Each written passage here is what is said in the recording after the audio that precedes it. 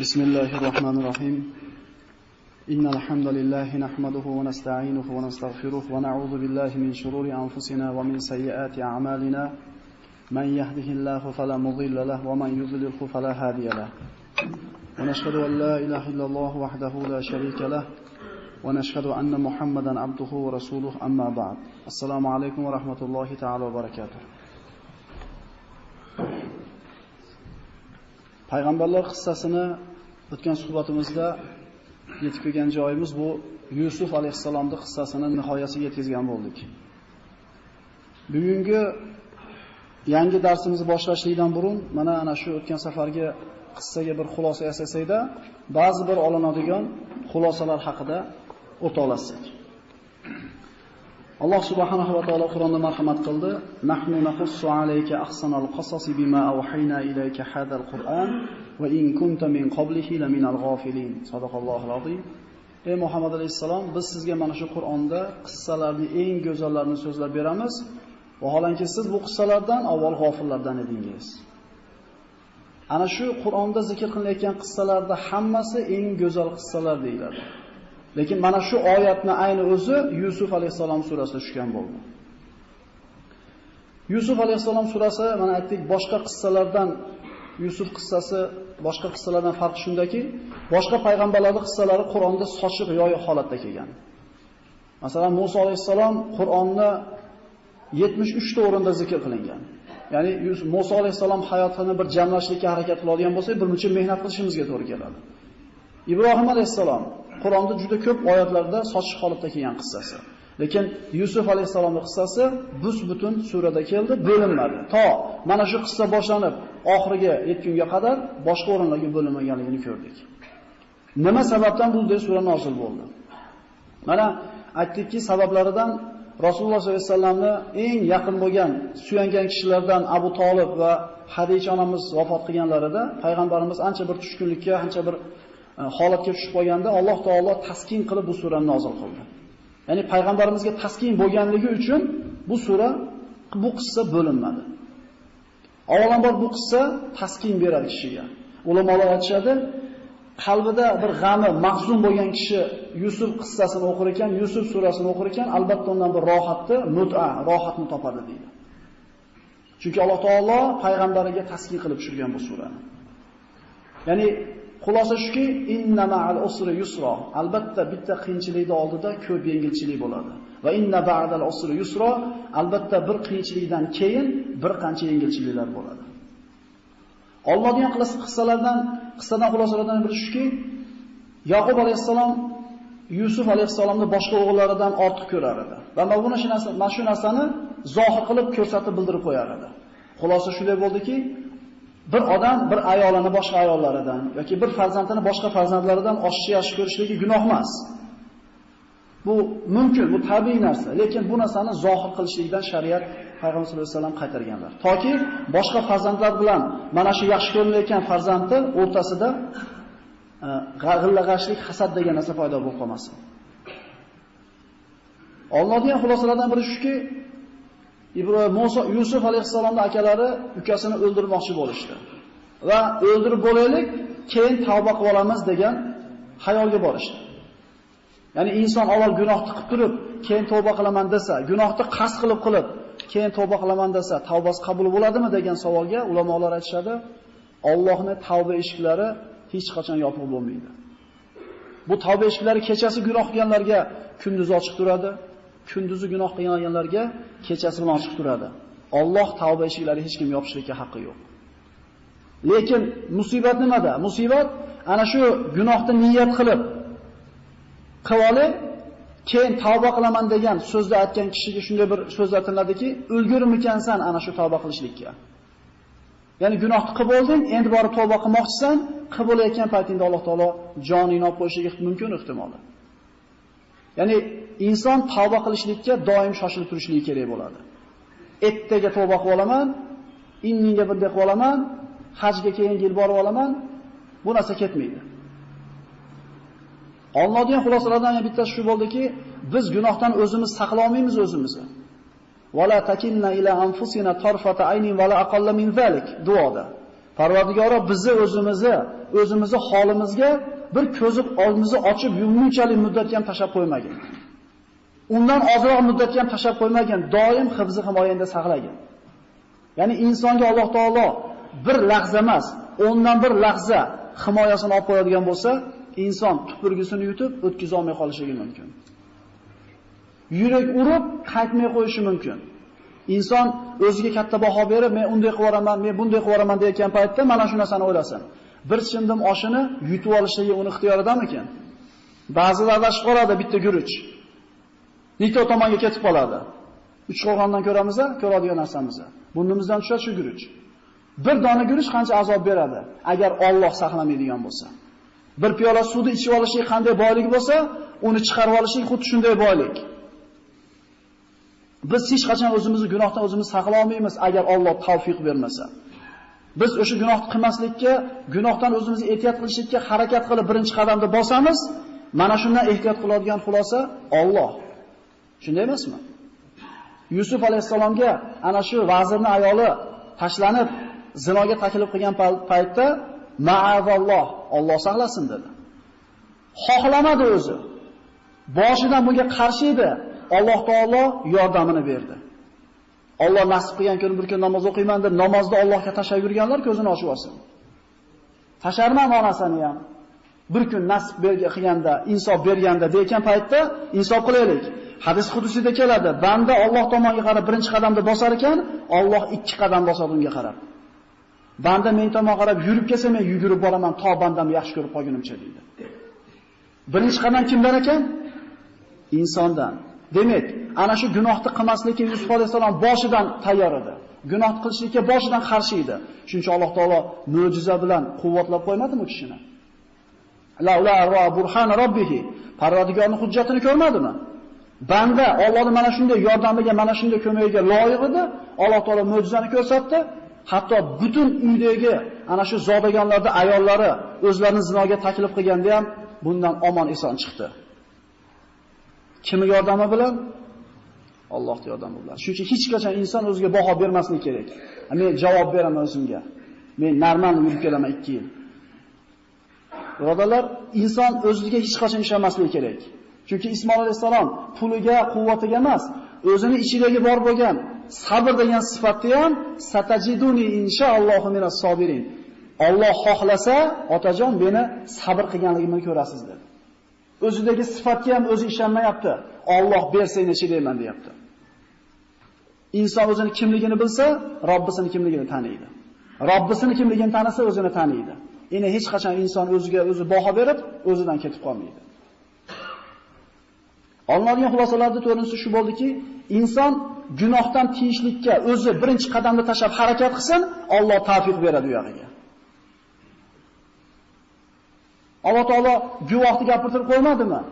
5 yil yotgan bolani. Alloh taolo qodir ekan. Olinadigan xulosalardan musulmon erkak kishida izzat nafs, g'ayra deyiladi arab tilida. Shu narsa bo'lishi kerak. Ahli ayolani qizg'anishligi kerak. Rashq degan sifat bo'lishi kerak.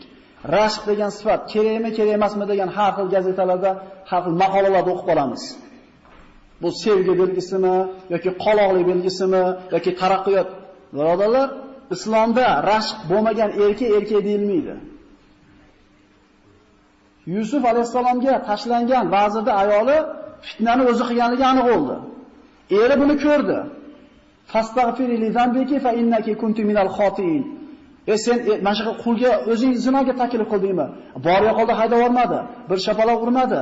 Hattoki Yusuf bilan xotinining o'rtasini ayirib ham qo'ymadi. Qolaverdi qanday bo'lsa shunday holat. Sen xato qilsan, sen xatoingga kechirim so'rab qo'y. Yusuf, sen buni esdan chiqar. Shu erkak kishining ishi. Bitta xo'roz 4 ta tovuqqa xo'rozlik qilayotgan bo'lsa, qo'shnining xo'rozi adashib kirib qoladi uyga. U siz uni sotib olib kelib qo'shib qo'ymaysiz. Adashib kirib qolsa nima qiladi? Birodarlar, hayvonlarda bor bu rashq qilishlik. Aristokratlarda hayot shu deyildi. Ularda rashq, izzat nafs, or-nomus degan narsaning qiymati yo'q. O'tgan safar aytdik, ruxsat bering, men vaz tushib kelasiz xotiningiz bilan. Qo'shib beraver, vaz tushib kelaveradi. Shumi? Bu hayvonlarda bo'lmagan sifat bu. Hayvon qizg'anadi bu narsani. Demak, musulmon erkak kishida albatta rashq degan sifat bo'lishligi shart. Alloh taolo jannat eshigi yozib qo'ygan deyiladi hadislarda. Sen dayuslarga haromsan degan. Diqqat qilaylik, e'tibor beraylik. Qizlarimizga, kelin opa-onalarimizni qanday kiyinib chiqib ketayotganligiga. Ko'chada qonun ochib yurgan, pasidan, tevasidan kiyimini tortayotganlar siz bilan bizni qizlarimiz, siz bilan biz opalarimiz. Qiyomatda javob beramiz ular ustida. Bir odam bermish va ham nasihatni edi, taqvoli, juda zo'r, ham yo'q zo'r, lekin xonadonga borganda kamchilikni ko'rib yotibmiz. Iymon keltirganlar o'zingizlarda va xonadoningizlarda jahannam o'tidan saqlanglar demadimi? Siz o'zingizni saqlasangiz, xonadoningiz bu narsadan tiymaydigan bo'lsangiz, asqotmaydi. Va olinadigan xulosalardan bittasi shu bo'ldiki, Yusufga ana shu o'zini hoji ayoli tashlangan paytda bu xabar tashqariga tarqadida, aytishdiki, ana shu deylik zodagonlar, deylik aristokratlarning urug'larida aytishdiki, bu dedi o'zini quli bilan ham zino qiladimi, uyatmaydimi deyapti. Ya'ni zinoda o'zi ayb emas. Ya'ni o'shalar bilan chasan o'tirib kelib. Ha? Zinoda o'zi ayb emas. Qul bilan zino qilishligi ayb. Xuddi Lut alayhisolamning qavmida innahum munasun yatatahharun. Bu chiqaringlar bu Lut oilasini deyshti, Sodom qavmi. Bu nihoyatda pokiz odamlar bo'lib ketishdi. Ya'ni pokizalik ayb bo'lib qolyapti. Bu yerda zinoda o'zini ayb deyishmayapti, qul bilan zino qilish ayb deyilyapti. Falon joy bo'lsa tozaroqlar bor edi. A'udhu billah.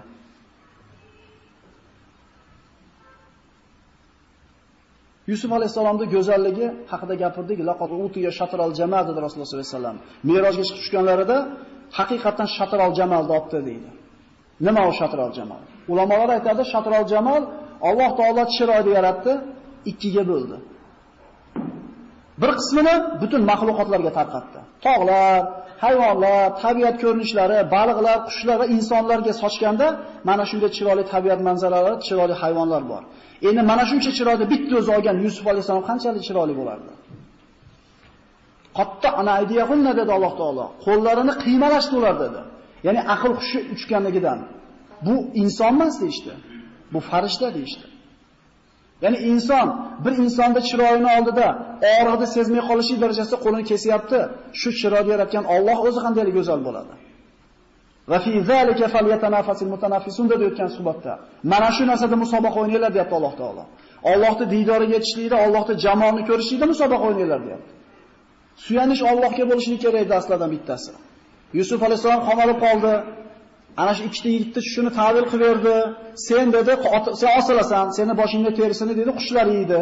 Sen qutulib chiqqaningda men tuhmat bilan o'tirganligimni podshoga aytib, meni chiqarishga yordam bergin deb soqiy bolaga suyanib qo'yganda Jabroil alayhisalom kelib aytdiki, "Ey Yusuf" dedi.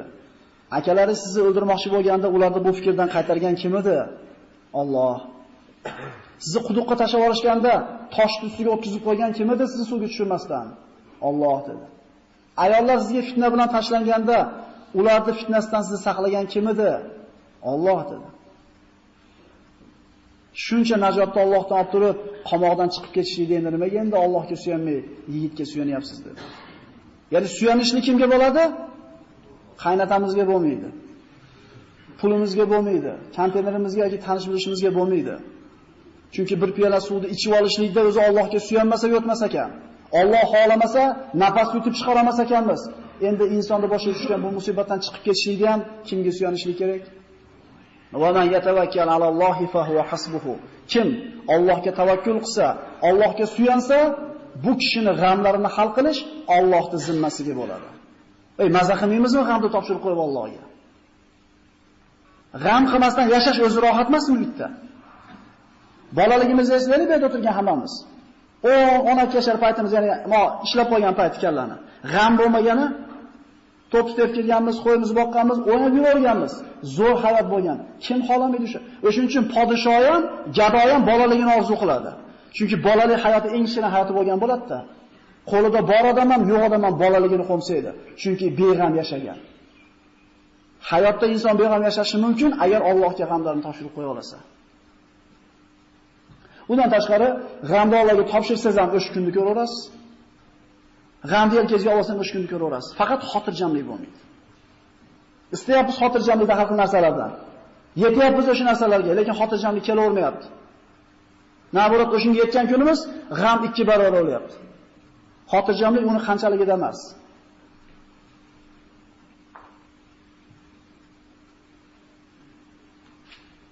Va xulosani oxirgisi va eng asosiysi Alloh taolo Qur'oni Karimda marhamat qildi.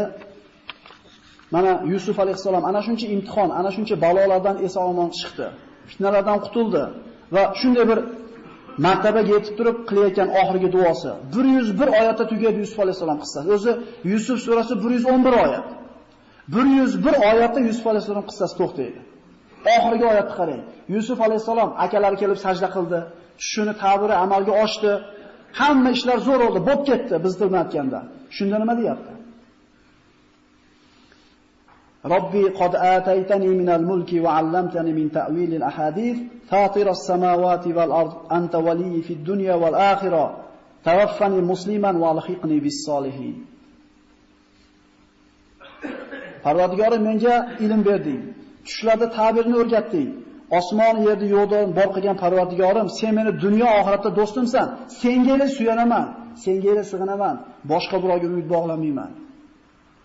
Qarang, shuncha ishdan chiqib turib, biz shu ishlarni qilib qo'ydik-da. Demasdan nima deyapti? Qo'rqyapti.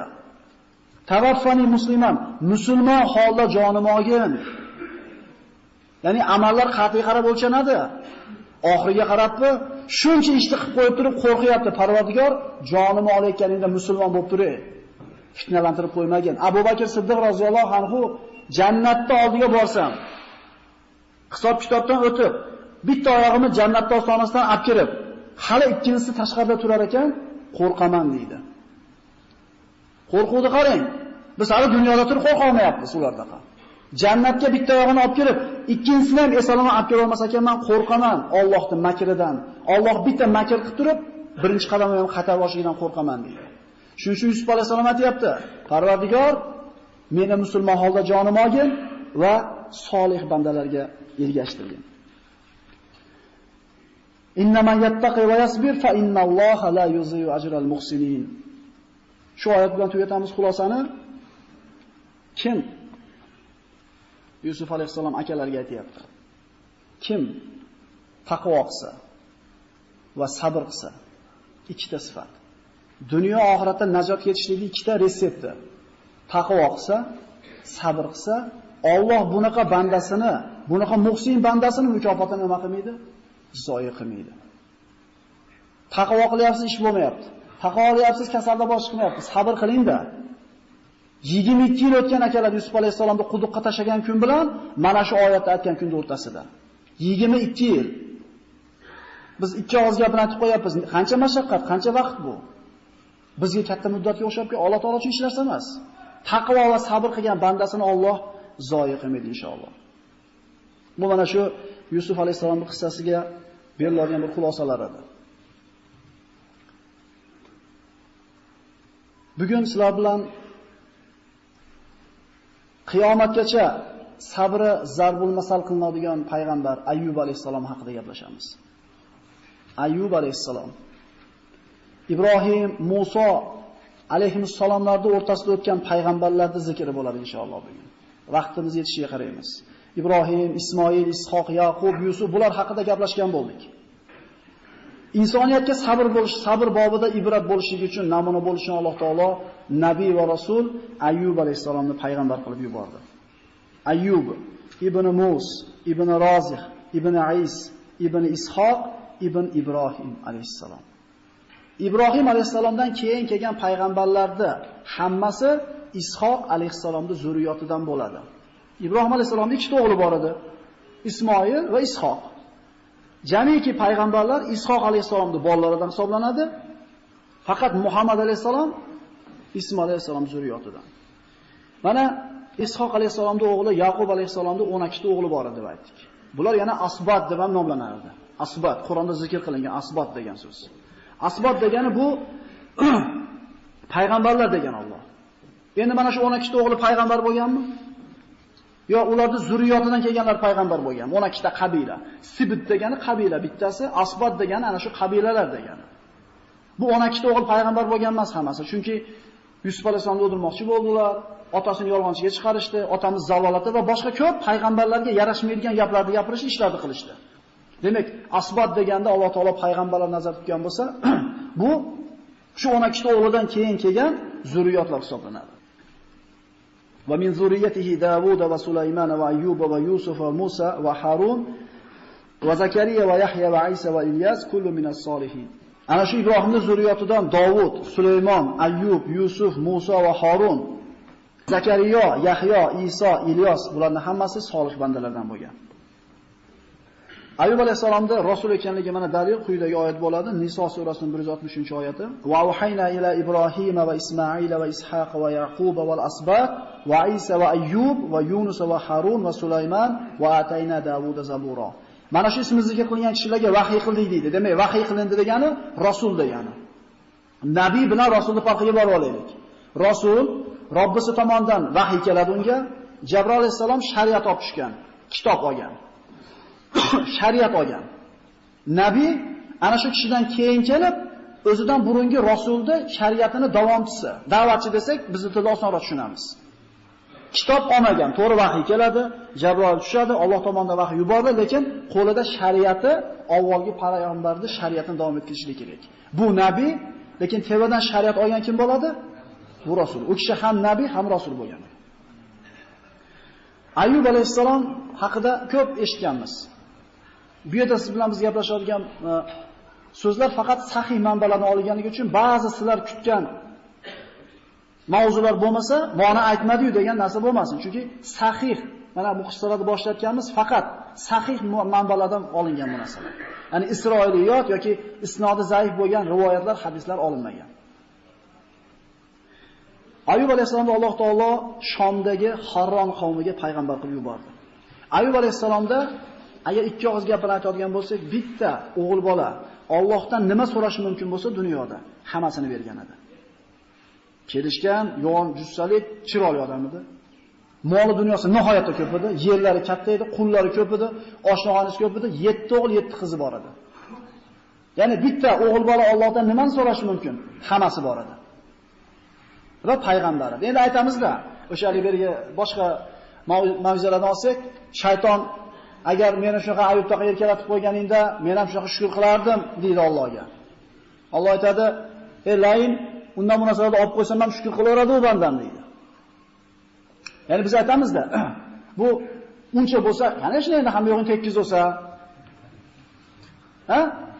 muammolar bo'lmasa, ham yo'g'in normalniy bo'lsa, namoz o'qiydi hamma. Deymizda. Namoz o'qi desangiz, "Men ishlarni tekizlab olay. Hajga boransam, men qizimni chiqarib olib uylab olay. Astrokan tugatib olay." Bor o'sha narsalarimiz. Dunyoviy hayotimizdagi muammolarni ibodat qilishlikka ro'kash qilamiz. Qani shunday ham yo'g'im tekizsam men ham qilardim-da. Endi eshitib turaylik. Bu kishi yo'q bo'lgandan shunday bo'lavergan. O'shuncha Alloh bunaqa narsani beravergan bu bandasiga. Ya'ni bo'lib ketganimizni Alloh biladi, nima bo'ladi ahvolimiz. Rasululloh sollallohu alayhi vasallamning oldiga bitta odam keldi-yu, "Ya Rasululloh, kambag'alchilikdan qiynalib ketdim. Duo qiling, men ham odamlarga o'xshab yashay. Boyiydi o'di, seni shu turganing yaxshi senga", dedi. Duo qiling dedi, "Men o'zim ushab qolaman", dedi. Qo'y ko'payib ketdimi? Qissani bilamiz davomini. Nima bo'ldi? Rasulullohning zakotini olmadi, Hazrat Abu Bakr, Umar hech kim zakotini olmadi uni. Uni kambag'al bo'lib, Rasulullohni rozi qilib o'tgani yaxshi emasmidi? Qani shu pullar, qani shu qo'ylar? Ayyub alayhisolamda Alloh taolo insoniyatga sabr bobida ibrat bo'lish uchun qo'lidagi bor mol dunyosini olib qo'ydi. Bir daniga butun mol dunyosidan ayrildi. Kayfiyatini Alloh biladi. 7 o'g'il, 7 qiz birin-ketin vafot qildi ko'zini oldida. Bitta bolasini vafot qilganligi insonga qancha bir musibat bo'ladi.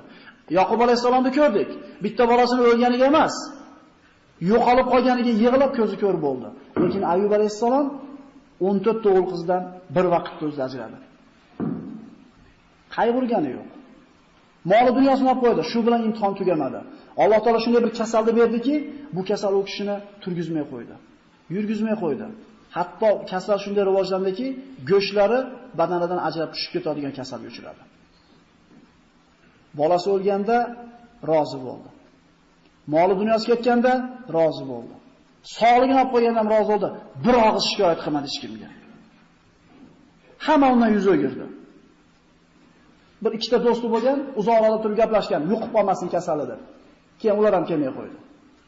Odamlar mana sen ishdan haydading desa chiqib o'zini 10 etajdan tashlab yuboryapti. Ya'ni firmasi bankrot bo'ldi desa o'zini osib qo'yapti. Subhanalloh. Bu nimaning belgisi? Ana shu puliga o'sha firmasiga sig'ingan emasmi uni? Subhanalloh. Puldan ayrilgan bo'lsa ham boshqa joydan turibdi-yu. Ya'ni ana shu odamlarning puli, ana shu odamlarning dunyosi qalbini to'risida o'shuning uchun o'zini osib olyapti. Ya'ni pulsiz yashash hojati yo'q deyapti. Hamma tark qildi, ana shu bir dona vafodor ayoli qoldi yonida. Erini yelkasiga opishib olib, shaharda turgizishmay qo'ydi. Hididan, kasallik yuqishligidan xavotir olishganligidan. Qaysi bir shaharga ko'tarib borsa, bu qishloqqa ko'tarib borsa, qishloqda bir chekasiga o'tkazib qo'yib berini bir salqinga. Qo'lidagi bor dunyosini sarfladi. Yuntirdi, kiyintirdi, yedirdi, ichirdi, puli tugadi. Endi odamlarning uyiga borib, kirini yuvib, eshigini shupurib, molini tayin tozalab, erini boqishlik bilan ovora. 18 yil o'tdi shunga. 18 yil mana shu holatda yashadi. Ayyub alayhisalom bir marta shikoyat qilmadi. Bir marta shifo ber demadi. Bir marta Parvardigor qiylandi demadi. Hatto xotiniga ham shikoyat qilmadi. O'shuning uchun bu sabr qiyomatgacha yashaydigan odamlarga zarbul masal bo'ldi. 18 yil ko'tarib yurgandan keyin 18 yil xotini bir kun aytdi. Axir siz Allohning payg'ambarisiz-ku, bir duo qilsangiz bo'lmaydimi? Qiynalib ketdim dedi. Bu 2 kun yo'g'ib qolsa, 2 kun go'sht yo'g'ib qolsa emas. 18 yil yelkasida ko'tarib yurib turib qiynalib ketdim. Ayol kishida duo qilsangiz Alloh ijobat qiladi-yu deganda Ayyub alayhisalom aytdiki, necha yil yaxshi hayot kechirdik dedi. 70 yil yoki 80 yil dedi ayol. Ayyub alayhisalom aytdiki, 80 yil yaxshi hayotda yashab turib, xuddi shuncha muddat baloda yashamasdan turib Allohdan shifo so'rgani uyalaman dedi. Biz gunohni qilib turib yana berdi o'ramiz. Oldinglarga qo'ygan qadoqlarni olib turib, mana shu 2 yoshga baxt tilayapmiz. Birodarlar, gunohni qo'yib turib so'ramayapmiz. Bu tilay nima? Duomi? Allohni rozi qiladigan ishni qilib turib so'ralmasmi buni haqqi mukofoti? Shundaymi? Ha, bola chiqsangiz mashinangizni eplab-seplab yuvib qo'yibdi. Dada 50 bering, pul kerak bo'lib qoldi dedi. Berasiz. Chunki sizni ko'nglingizni ovlashga harakat qilibdi u. Endi teskarisi chiqsangiz balonni pishirib qo'yibdi. Dada 50 bering deyapti. Ya'ni sizni rozi qiladigan ishni qilib turib bu narsa so'rasa berasiz, shundaymi? Parvardigorni rozi qiladigan ishni qilib turib so'rasa bermaydimi? Aksi bo'lmayaptimi? Gunohni qilib turib so'rayapsiz devadan. Ayyub alayhisalom 80 yil hali mashaqqatda yashamay turib so'ragan uyalaman men deydi. Deganda xotini shu so'rasa Alloh ko'taramikin shu musibatni degan maqsadda so'rovdi. Qachongacha bo'lmasa bu mashaqqat bo'ladi. Chidamaslik qildi bu yerga. Bu yerda ancha-muncha erkak kishi qila olmaydigan ish bu. 18 yil ko'tarib yuribdi. Kasal bo'lgan otasiga 2 yil qarash musibat emasmi biz uchun? Tahorat usholmay qolayotgan onasiga qarashlik ish yo'q qizlar uchun. Ha? O'shuning uchun 2 kundan 3 kundan asmen qilamiz-ku, o'shaqa og'rigan ota-onamiz bo'ladigan bo'lsa. Og'riyapman deb ming'ilasa, kirgimiz kelmaydi-yu. O'shuning uchun ularning sabri, birodarlar, qiyomatgacha yashaydigan odamlarga zarbul masal bo'lgan ekan. 18 yil erini ko'tarib yuribdi. Ha, talaqini olib ketsa bo'laverardi. Endi Ayyub xotinida bu. Unaqa bo'lmaydi. Biznikilar o'zimizkilardaqa, o'shuning uchun unaqa bo'lmaydi. Taqvodi, ibodatni, bir zo'r narsani talab qilgan paytda o'zimizga qaraylik, o'zimizdan oshiqcha bo'lmaydi. O'zimiz kimmiz-u, nimani orzu qilyapmiz? Shunda qachongacha bo'ladi bu narsa deb ozgina chidamaslik qilib qo'ydi. Ayyub alayhisalom aytdiki, Allohga qasam dedi. Alloh shifo bersa, 100 qamchi uraman seni, shu chidamasligingga dedi. Qanday qilib Allohning taqdiriga rozi bo'lmaysan? Mehnatda turibdi, rozi bo'lishing kerak dedi. Inson Allohning taqdiriga rozi bo'lsa ham o'sha kun, norozi bo'lsa ham o'sha kun, norozi bo'lib gunohkor bo'ladi. Nimani o'zgartirib qo'yadi norozi bo'lganingiz? Rozi bo'ldingiz. Shu narsa turibdi. Ajr olmaysizmi bunga? Mana bir rivoyatda keladi, bir musulmon bilan kofir baliq ovlagani chiqibdi. Kofir o'zini to'rini, o'zini xudosini atini aytib tashlabdi. Tortgan ekan, to'ldirib baliq chiqdi. Musulmon tashlabdi, Robbisini atini aytdi. Tortsa hech bola chiqmabdi. Kechgacha turibdi. Shomga borganda bir dona baliq tushdi. Allohga shukr deb baliq tortayotgan ekan, tushib ketib qoldi suvga. Mo'min quruq qaytibdi. Kofir to'liq qaytibdi. Shunda shu mo'minga biriktirilgan muakkal farishta Parvardigorning oldiga chiqibdi. Parvardigor mo'min banding. Ertaga seni eslasa, seni halolingni halol, haromingni harom desa, shunaqa qilib qiynaysanmi? Bu kofir banding. Sendan boshqalarga ibodat qilsa, senga shirk keltirsa, shunaqa to'ldirib qo'yasanmi? Shunaqa bo'lib yuraveradimi? Mo'min bo'lmaydimi? Alloh taolo shu farishtaga mana shu mo'minni qilgan sabr uchun oxiratda tayyorlab qo'ygan joyini ko'rsatdi. Farishta aytdiki, dedi, unga hech narsa emas ekan bu dunyodagi mashaqqat dedi. Oxiratda kutib turgan narsani oldi, bu mashaqqat hech narsa emas dedi. Kofirni jahannam unga tayyorlab qo'ygan joyini ko'rsatishdi. Parvardigor dunyodagi hech narsa emas dedi. Kim bu yerga 50 ga kirdi, kim 30 ga kirdi, kim 20 ga kirdi. Qancha yaxshi kun, qancha yomon kun o'tdi. Bo'lmaganda o'tiribdimi? Hadislarda keladi, qiyomat kunida Alloh subhanahu va taolo bir bandani eng dunyoda hamma mashaqqatida yashagan, yoqasi oqarmagan, bir yorug' kun ko'rmagan bir odamni jannatga bir marta solib chiqarilar ekan. Shunda 14 kunlik Badr kechasidagi oydek chiroyli bo'lib chiqadi deydi. Bir solib chiqarganda banda der ekan, hayotingda bir mashaqqat ko'rganmisan desa, yo'q Parvardigor. Yaralgandan beri shu ne'matdaman der ekan. Chunki jannatdagi ne'matning ulug'ligi hamma musibatni esdan chiqargizib yuboryapti. Dunyoda qo'lini sovuq yurmagan, faqat maishatda kayfda yashagan bir odamni olib kelib turib, do'zaxga bir solib chiqariladi deyiladi hadisda. Qora ko'mirdaqa kuyib chiqadi deydi. Dunyoda bir yaxshi kun ko'rganmisan desa, Parvardigor yaralgandan beri mashaqqatdaman deydi. Jannatga kirib olgandan keyin dunyodagi mashaqqatlar esdan chiqib ketadi. Haligi kambag'al deganimiz indamay yashaganda Alloh rozi qilar edi uni. Boyib ketdi, lekin payg'ambarimizning duosini olib o'tib ketmadimi? Qasinisi yaxshi edi. Qani o'shalar hozir? Qorun qani, boyligini Alloh taolo kalitlar bilan o'lchab qo'ydi. Abu Jahl qani, Firavun qani, yer yuzining mutlaq podshosi bo'lgan Namrud qani ular hozir? Ularni nima bilan eslayapmiz biz? Bizda ular to'plagan narsani 100 dan biri ham bo'lmasligi mumkin. Bo'lmaydi ham bizda. Bo'lmay ham qo'yaversin.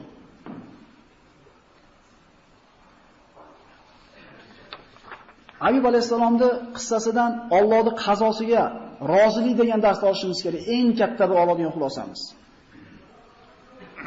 Abu Dardo roziyallohu anhu zo'r gapi bor ekan. Abu Dardo kim bo'lgan o'zi? Abu Dardo roziyallohu anhu Rasululloh sollallohu alayhi vasallam Makkaga, Madinaga hijrat qilib kelganlarida kofir bo'ladi. Uni do'sti bo'ladi Abdulloh ibn Ravoha. Badr g'azotidan qaytib kelyapti. Abdulloh do'sti Abu Dardoning uyiga kiradi. Chaqirsa, yo'q. Ertaman Abu Dardo turgan, puldor bo'lgan ekanlar. Shuga e'tibor berasizlar, puldor bo'lgan. Xudosiga sig'indi, atropalarni sepdi, matolarni yopib, tijoratiga chiqib ketdi, barakani so'rab. Orqasidan Abu Abdulloh keldida, ichkari kirib chiqsa ma'lummi deb ayoldan so'radi, ruxsat berdi. Chirdi, butini pachaqlab qo'yib ketdi. Abu Dardo qaytib kelsa, xudosini sindirib qo'yibdi. G'azab o'tiga menda qilichini oldi, Alloh hidoyat qildi. To'xta, ha bu xudo bo'lsa o'zini nima himoya qila olmadi. Shu iymonga kelishiga sabab bo'ldi. Juda katta puldor bo'lgan. Iymonning mazasini, taqvoning mazasini, Allohga bo'lgan muhabbatning mazasini tushungandan keyin tijoratdan surib qo'ygan ekan chekaga. Aytgan ekanki, agar Rasululloh sollallohu alayhi vasallamning masjid bilan bir devor do'konim bo'lsa, kuniga 5000 dinordan foyda qilib tursam, 5 mahal namozni masjidda o'qib turib, shu tijoratni qilmayman. Zo'r sharoit. Nimaga unaqa qilmaysiz desa, namozda turganda qalbim dunyoda bo'lib qolar ekan. Hozir ertaroq chiqsam namozga, tasbihga o'tirmasdan nima bo'lib ketadi? Bitta klient kelib qoladi. To'g'rimi? Tabutaqo indallohi rizqo demadimi Alloh? Rizqni do'kondan istamaylar deyapti Alloh. Allohning huzuridan istaylar, ibodat qilib, shukr qilib deyapti. Ana, ma'no so'raladi rizq. Bu sababi bittasi. Abu Dardo roziyallohu anhu Himsga vali bo'ladi Hazrat Umar davrida. Uyga mehmon keladi. Mehmonlarga qonun to'yg'izadi, yotar mahalda bo'pti yaxshi otib deb chiqib ketadi. Mehmonlar ustiga yopingan hech narsa bermaydi. Ana shu mehmonlar ichidan bitta bir beti yo'rog'i, bu hech narsa bermadi-yu bizga. Men chiqib so'rab kelaman deb chiquvdi, Abu Dardo usti yopinchiq yotibdi. Chaqirib turib, "Taqsir, uyda hech qanaqa jihoz yo'qmi?" Biz uyimizga olgan jihozimiz bilan quvnaydigan bo'lib qolganmiz. Subhanalloh. Narximiz balandligidan. O'sha jihozimiz buzilib qolgani bilan siqilamiz, narximiz zo'rligidan. Ya'ni qalbimizda o'sha narsalar joy olib turganligi uchun o'sha narsani kelish xursand qilib, ketish xafa qilyapti bizni. U melish emasmi bu? Uyda hech narsa yo'qmi dedi. Abu Dardo aytdiki, bizni, ya'ni mana shu bugungi qissaga aloqasi bor. U shaxlab ketyapti deb o'ylamanglar akalar. Bizning nayada bitta uyimiz bor dedi. Biz o'sha yoqqa jo'natamiz dedi. Hali kishi tushundi. Ha bo'pti, u yerda uyingiz bor ekan, bu dunyoda ham jicha yashash kerak dedi. Rasululloh bizga aytganki, ana shu uylarga borishlikda o'rtada bitta dovon bor. Harakat qilinglar, yuklar qancha yengil bo'lsa, oson chiqib ketasizlar dovondan degan. Biz o'sha yoqqa jo'natyapmiz dedi. Shu Abu Dardo aytayapman, e'tibor berdim, puldor bo'lgan, endi yo'q bo'lganligi uchun rozi yashagan hayotida. To'g'rimi? Har bitta odam o'zini holiga shukr qilib yashasa endi yo'q-da, o'shuning uchun shukr qilishdan boshqa iloji yo'q, iloji bo'lganda ham bular shukr qilavergan. Bo'p turib surgan ular. O'sha kishining mana so'zlari. Annahu qol, annas yakrahuna al-faqr va ana uhibbu. Odamlar faqrlikni yomon ko'radi, men yaxshi ko'raman deydi. Odamlar kasallikni yomon ko'radi, men yaxshi ko'raman deydi. Odamlar o'limni yomon ko'radi deydi, men yaxshi ko'raman deydi. Islomdan, iymondan xabari yo'q odam esa, bu jinni olganmi bu odam deysiz? Juda aqlli bo'lgan. Qo'lida yo'qligi uchun shunaqa qilganmi? Qo'lida bo'lgan. Lekin surgan, surolagan, qalbidan chiqara olagan bu dunyosini. Sababini ham aytadi nimaga unday yaxshi ko'rganligini. O'sha yerda ochib qo'ysalar havo keladi ozgina. Sababini aytadi. Nimaga bu narsalarni yaxshi ko'radi? Nimaga odamlar bu narsani yomon ko'radi? Odamlar kambag'allikni yomon ko'radi. Men yaxshi ko'rishimning sababi deydi. Qo'limda ozroq bo'lsa, kamtarroq yashayman ekan. Kibrga berilmayman ekan. Robbim oldida tavozulik bo'laman ekan. O'shuning uchun kambag'allikni yaxshi ko'raman. Ketib qolmayman ekan o'zimdan deydi. To'g'rimi? Qo'lingizda yo'q bo'lsa nima deysiz? Dada, remontga 200 so'm pul deyapti maktabda desa nima deysiz? Yo'q bo'lsa? Nima deysiz? Alloh deysizmi? Bo'pti, ertaga beraman desa, Alloh ijod qilmagan. 200 so'm bizga Alloh deslatyapti. Bolangizni patinkasi etilib ketdi. 10 so'mga ham beradi, pul yo'q. 10 so'm ham sizga kim eslatyapti? Har bitta yuzda yog'ingizni, shakaringizni tugatish Alloh eslatmaydimi? Zo'r emasmi bunaqa kambag'allik bo'lsa? Endi qo'lingizda bo'lsa eslatadimi sizni?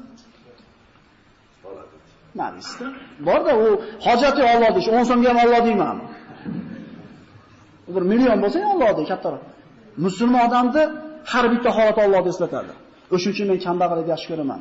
Kambag'al odamga Alloh ko'proq kerak bo'lib turadi. Odamlar kasallikni yomon ko'radi, men yaxshi ko'raman deydi. Nimaga? Qilgan gunohlarimni o'ylasam, kasal bo'lgani menga foyda ekan. Gunohlarimdan yuvilaman ekan. Shuning uchun odamlar kasaldan qo'rqsa, men yaxshi ko'raman kasal bo'lganimni. Odamlar o'limni yomon ko'radi, men yaxshi ko'raman. Xona isib ketdi. Yurishni yomon ko'rasiz. Lekin tashqarida salqin havoga chiqish uchun yurish kerak. Shundaymi? Shu qiyinchilik sizni toza havoga chiqarganligi uchun yurishni ham yaxshi ko'rib turib yurasiz. Men Allohni yaxshi ko'raman deydi. Allohga yetishim uchun o'lishim kerak ekan deydi. O'lim albatta bo'lish kerak ekan, Parvardigorimga yetishligi uchun, o'shuning uchun o'limni yaxshi ko'raman men deydi. Ular aqli joyida bo'lgan. Ular aqli silishgan joyida bo'lgan. O'shuning uchun mazza qilib yashagan. Qo'lida borida ham, yo'g'ida ham. Odamlar mana Ayyub alayhisalomning kasalligini yo'qlishigidan qo'rqishib, ayolini ishga aytishmay qo'yadi. Yegan ish narsasi qolmaydi. Buni uchun qiynaladi. Ayyub alayhisalom Allohning payg'ambari yegan ish narsaga qiynlanyapti. Lekin bir marta shifo so'radi, shifoni so'ramagan ekan Allohdan. Bir marta ko'tardilar ekan, hamd aytavergan, rozi bo'lavergan, shukr keltiravergan.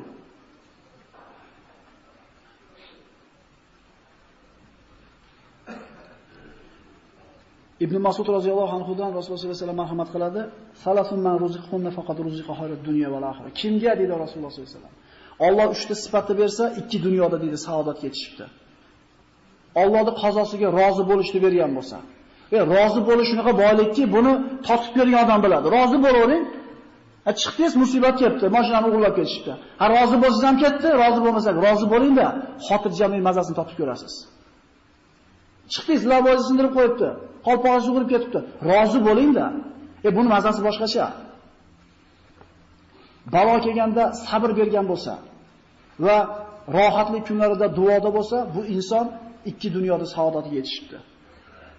Qazoga rozi bo'lsa, baloga sabr bo'lsa, ruhoda doi bo'lsa. Ayyub alayhisalom ana shu yegan narsa o'yilgan paytlarida kunlarda birida bir ozgina ovqat olib keldi. Hayron bo'ldi. Bu birodar xizmatini qildingizmi dedi. Yo'q. Qadam oldingiz? Aytmadi.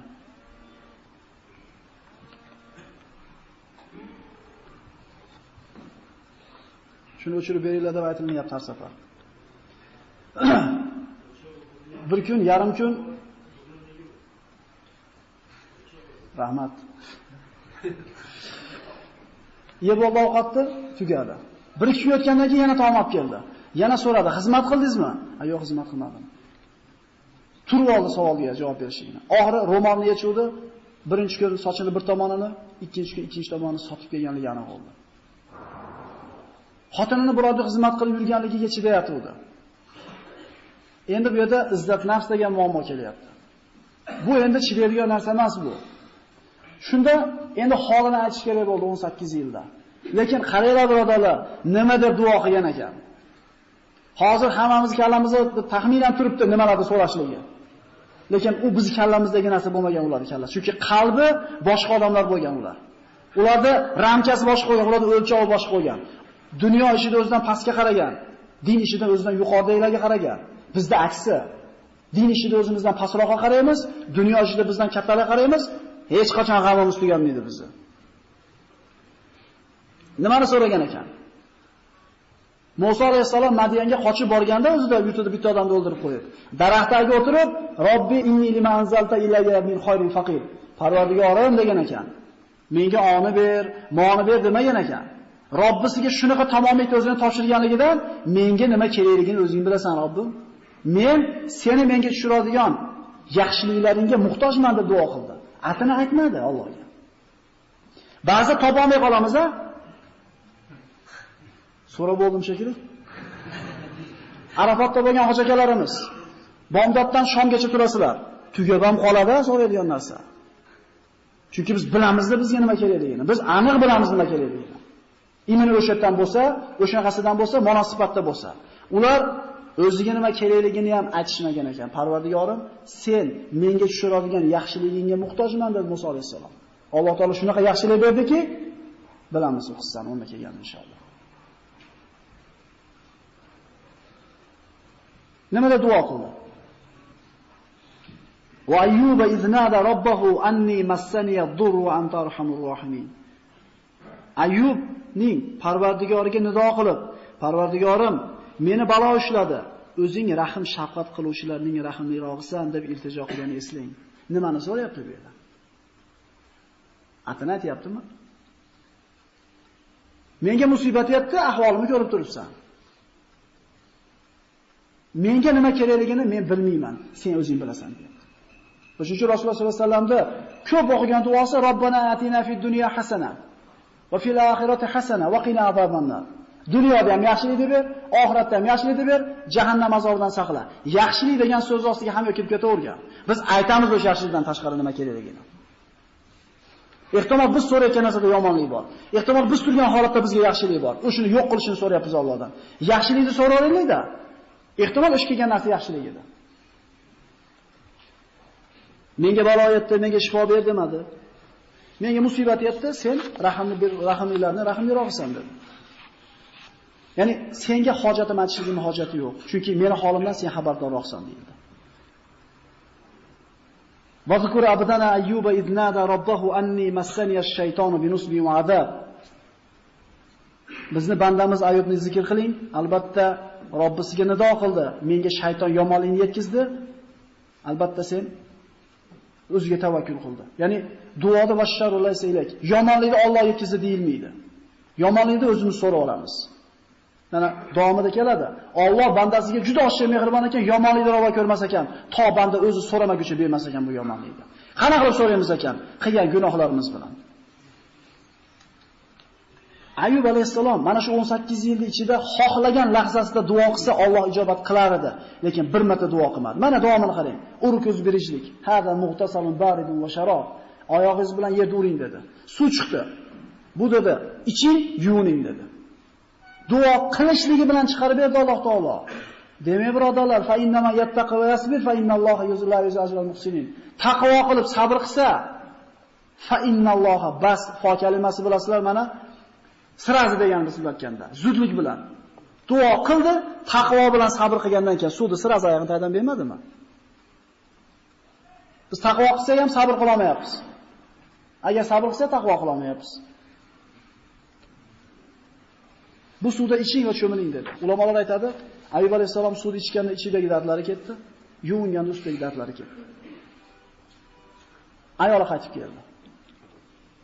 Qaytib kelib topolmadi erini. Bu yerda dedi, Allohning bir kasal nabiysi bor edi, ko'rmadingizmi dedi Ayyub alayhisalomga. Allohga qasamki dedi, agar u sog' bo'lganda sizga dedi o'xshab ketardi dedi. Ya'ni xotini tanimay qolishlik darajasida o'zgardi lahzalarda. Ehtimol 15 minutga o'tib ketuvdi. Kelishiga tuzalib qoldi. Shuni ham tashab ketmagan ekan, qaranglar, subhanalloh. Meni tanimadingizmi deb so'radi Ayyub alayhisalom. Ayoli yo'q dedi. Men Ayyubman dedi. Hozir tashab ketgan ayoli tanimay qolishlik darajasida asl holatiga qaytdi. Nimaga berdi Alloh savol? Kim taqvo qilsa va sabr qilsa, Alloh u kishining ajrini zoyi shuna qila olmayapti shekilda bizchi. Biz bu qissalarni o'qib, ha mana bo'lgan ekan, hamma zamonlarda bo'lgan ekan degan gap ketmasin. Xulosa olaylik. Men nima olaman shu qissadan? Menga nima aloqasi bor shu qissani? Nima o'zgarishimiz kerak? Musulmonda bugungi kuni degan Rasululloh kechagidaqa bo'lmasligi kerak. Ertangi kuni bugungidaqa bo'lmasligi kerak. Bugungi kuni ham kechagi kuni ham bir xil bo'lgan kishi badbaxt deyiladi. Qissani eshitgan, demak, bo'lib ketish uchun nima qilish kerak ekan? Taqvo qilib sabr qilish kerak ekanmi? Bo'lib ketish degani faqat qo'limizda dunyo matosi bo'lishini o'ylamaylik. Bo'lib ketish degani moloni xotirjam yashashi. Qancha bo'lish qat'iy nazar. Lekin nima qilaylik? Biz o'lchog'imiz bo'layotganda mana daqada. Qo'lida bo'lsa yaxshi, qo'lida yo'q bo'lsa chataq. Abu Dardo bo'lsa ham surgan ekan nariyoqqa. Chunki rohatni puldan emas, Allohning ibodatdan topgan kishi. Alloh taolo Ayyub alayhisalomga faqat sog'ligini emas, butun boyligini, oilasini qaytarib, ziyoda qilib qaytarib berdi. Borligini qanaqa qilib qaytarib berdi? Ayyub alayhisalom kiyimlarini yechib suvda yuvinayotgan paytda rijlu jarob deyiladi.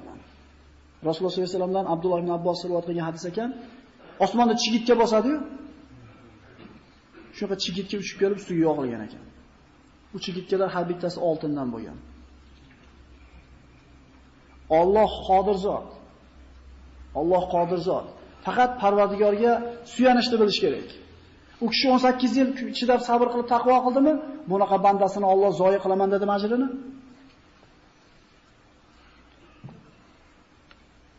Yuni bo'lib etagiga terib qo'ygan ekan bittadan chachilganlarini. Shunda Ayyub alayhisalomga ot aytadi: "Ey Ayyub, axir men sizni boy qilib qo'ydim-ku. Ha terishtirma keragi bor desa, ha Parvardigor boy qilding, lekin barakang ham kerak edi menga" degan ekan. Ya'ni baraka ajridan nima qilyapman? Yig'yapman. Endi qasami qoldi.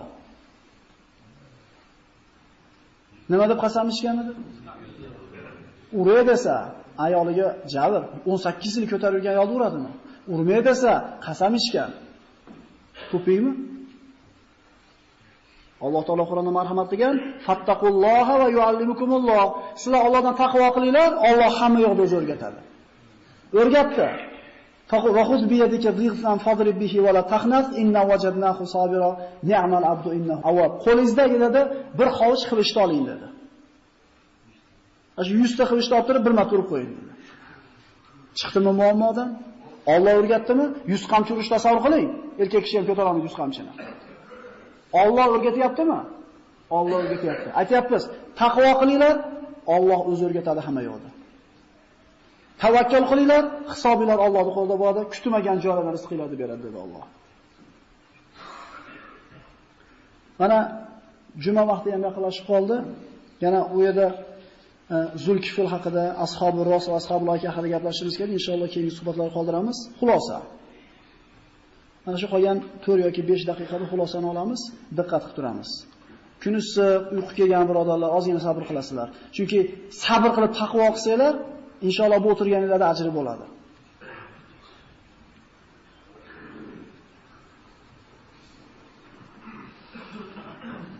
Imom Termiziy rivoyat qilgan ekan, Hasan Basriydan rahimahulloh, sahobalardan bir kishi johiliyatda bir ayolni tanar ekan. Islomga kelgandan keyin shu kishi sahoba hali ayol bilan ko'chada uchrashib qolib, ozgina gaplashib qolibdi-da, hali ayol ketibdi. Hali sahoba orqasidan qarab, qolib o'zi ham sekin yurishni boshlabdi. Ko'zi hali ayolda qarab ketayotib turib, boshini devorga uryapti. Azob chekibdi, ko'karibdi, qonabdi, xullas qiylanibdi. Rasulullohga aytganda aytgan ekanki, "Iza aradallohu bi'abdin khayron ajjala uqubatan zanbihi fid dunya." Alloh bir bandani yaxshi ko'rib qolsa, qilgan gunohini jazosini shu dunyoda berib qo'yadi, oxiratga qoldirmaydi degan ekan. Nimani tushundik? Qalpoqni o'g'irlab ketibdimi? Orqani qarang-da, bir ish bor. Bitta minus ketgan bizdan. Bomdod uxlab qoldik. Onamizga baqirib chiqdik. Qo'limizdan keladigan yordamni biroz so'rab turgan paytda bermadik. Bir gunoh qildikki, Alloh yaxshi ko'rgan bo'lsa nima qilar ekan? Uhud g'azotini eslaylik. Akalar, mang'izi xulosamiz bugungi darsimizga. Diqqat qilinglar, cho'kka tushib olinglar, chordana qo'yganlar. Rasululloh sollallohu alayhi vasallam Rumotga 50 ta kamonchini o'tkazib qo'ydimi? Nima dedi? Biz yutkizsak ham qimirlamanglar o'rninglardan. Qirilib ketsak ham turinglar, mendan buyruq kelmaguncha jilmanglar dedimi? To 50 ta kamonchi ana shu Rumot ustida turdi, 25 minutda tugagan ekan Uhud g'azoti. 25 minutda 7 marta bayrog'ini otargan ekan musulmonlar mushriklar. 7 marta. Yarim soatga qolmay urush tugadi. Musulmonlar yengdi. G'alaba naq bo'ldimi? Qachoniki musulmonlar Rasulullohning buyrug'ida turuvdi, g'alaba naq bo'ldi. Endi qarab turing davomini. Musulmonlar surib ketdi kofirlarni. O'lja yig'ishni boshladi. O'sha Rumotdagi 50 ta kamonchidan bittasi aytdi, "Ey" dedi. "O'ljadan qolib ketamizmi?" dedi. "Yuringlar olamiz" dedi. "Ey, Rasululloh nima degan? Esinglardan chiqmasin" desa, esliklari bo'lgan ekanda. Bizga o'xshab. "Yo, Rasululloh urush bo'layotganda jilmay turinglar" dedi. Urush tugadi. Ketdik dedi. "Yo, domla mana qadagan bo'lsa kerak." "Yo, mumkin emas" dedi desa nima qilamiz? Aql tarozimizga hisob ko'ramizmi? Tushib ketishdi nima bo'ldi? Alloh yaxshi ko'radi bu sahobalarni. Qaytib bunaqa xato qilmanglar deb Alloh taolo nima qildi? Uqubatlab qo'ydimi? Jazolab qo'ydimi? Yaxshi ko'rganligi uchun beribdimi, yomon ko'rgani uchunmi? Bu bandalarga bu ayb yarashmaydi. Sizlar Rasulullohning oldasizlar, Rasulullohning so'ziga so'zsiz itoat qilinglar degan ishora emasmidi bu? Hayotdagi любой muammomizni olaylik birodarlar, mana shundan kelib chiqadi. Qilgan xatolarimizni evaziga totib qolamiz musibatlarni. Alloh yaxshi ko'rgan bandasidan gunoh sodir bo'lganda jazoni o'rnida berar ekan. Yaxshi ko'rganligi uchun ekan, yomon ko'rgani uchun emas. Bir odamlarni haqqini yeb ketayotganligi, zulm qilayotganligiga qaramasdan ishib ko'pirib chiroyli bo'layotgan bo'lsa, buni yaxshi deb o'ylamaylik. Alloh to'plamayaptimi unikini? Firavnning tishi ham ormagan ekan 100 yil yashagan bo'lsa. Ya'ni birorta gunohni yengillashligiga sabab bo'lmagan. Boshimizga kasal kelishi, molimizga, jonimizga ziyon yetishi Allohning mehribonligi bo'lyapti. Rozi bo'laveraylik shunga. Yusuf alayhisalom Allohga suyanishli o'rniga soqiy bolaga ishonib qo'ydi, necha yil qolib ketdi? 7 yil qolib ketdimi? Alloh yaxshi ko'rgan bandasidan xato bo'lganda nima bo'lar ekan boshiga? Musibat solar ekan. O'shuning uchun musulmon orqasiga qarasin. Ali ibn Abi Talib aytadi, Qur'ondagi eng umidbaxsh oyat qaysi bilasizlarmi dedi. Insonning qalbiga xursandchilik olib keladigan, umid tug'diradigan oyat qaysi bilasizlarmi dedi. "Va ma asobakum min musibatin fa bima kasabat aydikum va ya'fu an kafir."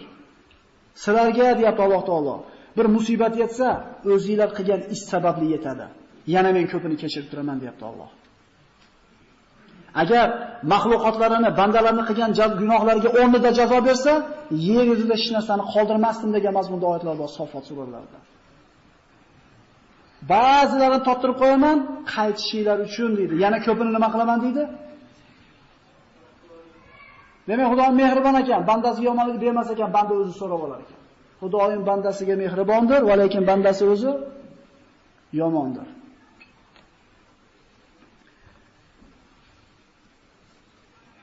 Alloh subhanahu va taolo bitta bandasini dunyoda qilgan xatosiga bitta jazo beribdimi?